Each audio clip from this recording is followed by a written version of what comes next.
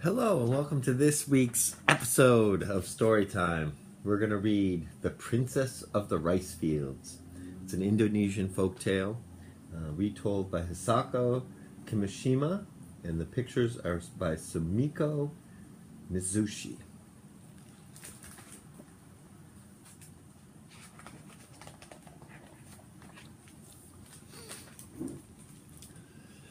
Ages and ages ago, the realm of heaven was ruled by a great and powerful god.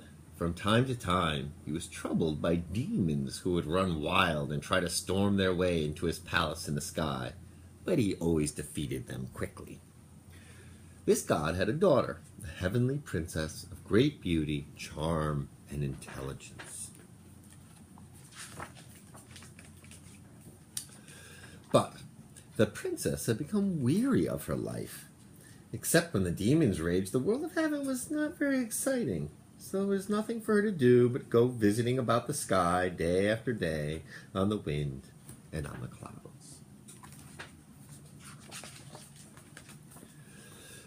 Far below the clouds on the island of Java, in the land now called Indonesia, was the world of man. There were mountains and rivers there, and gardens and rice fields. People worked together happily there, instead of wandering about among the clouds. "Oh, how pleasant," said the princess to herself again and again. "I would like to become a daughter of the world of people. I would like to live and work as happily as the people on earth do." One evening, from the earth below, there came the sound of a flute. The music was more beautiful than any the princess had ever heard before, more beautiful than words could tell. She looked down through an opening in the clouds. There, at the foot of a mountain, where the rice fields rose in terraces, a young man was playing his flute in the twilight.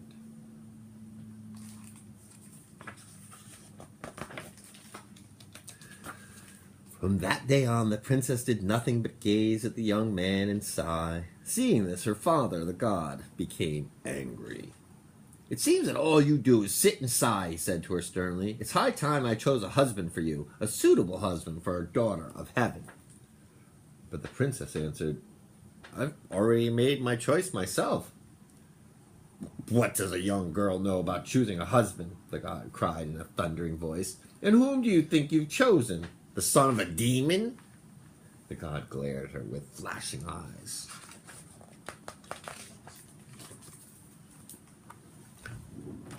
"No," the princess answered. Then, pointing to the earth below, she said, "Look down there. That young man working in the terraced fields on the mountainside? He is the one." "But isn't he a son of the world of people? This will never do." "Just the same, I want to be his wife." "Never! Aren't there more than enough sons of the gods for you to choose from?" "I don't like any of them. I want to become a daughter of the world of men."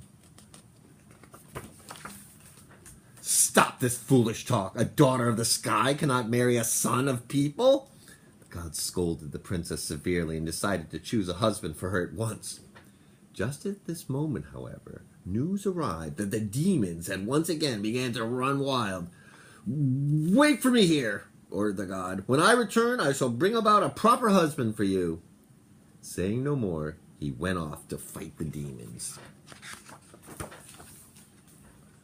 The princess asked the wind to help her. "Please," she said, "won't you carry me down to the earth to the place where that young man is?" The wind took pity on her. Spreading his great wings, he placed her on his back and carried her softly downward. She moved toward the earth in a dancing path, like a falling leaf in autumn.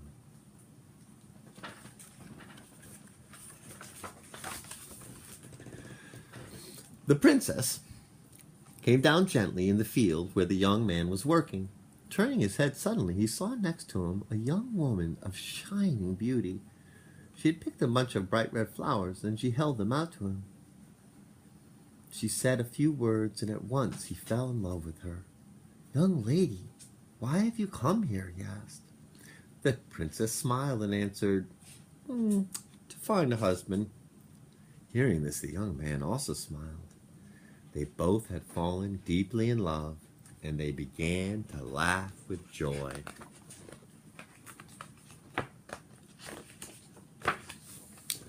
The sound of their laughter floated far up into the sky, where the god was still fighting the demons. In great surprise, he looked down toward the earth. Wasn't that his daughter down there, standing quite close to a young man and laughing joyously with him? At once, the angry god stopped making war on the demons and sped swiftly down to the earth below.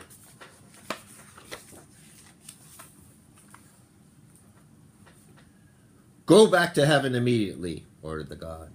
"I won't," answered the princess firmly.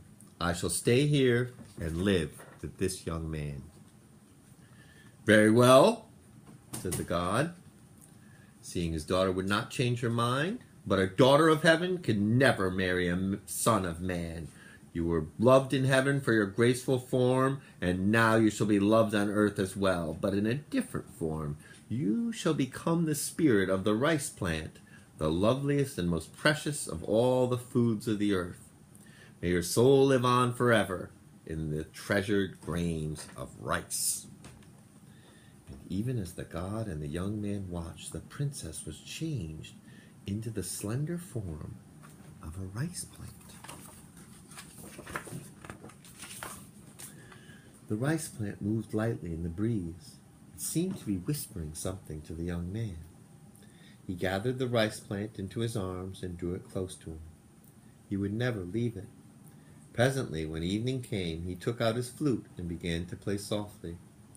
All the next day and the day after that, the sound of his flute never stopped. The music rose toward the sky and echoed in the heart of the great god who ruled there. At last the god was filled with pity, and he said, "Let the young man too be changed into a rice plant." Then there were two rice plants growing side by side. Like lovers folding in each other's arms, they swayed and danced in the wind. Even today, it is said, the souls of the young lovers still live in the rice plants that sway and dance as the wind passes by. And that is why, in many countries, rice is still a sacred and treasured grain. Thank you very much for joining me this week for story time. The Princess of the Rice Fields. And we'll see you next week.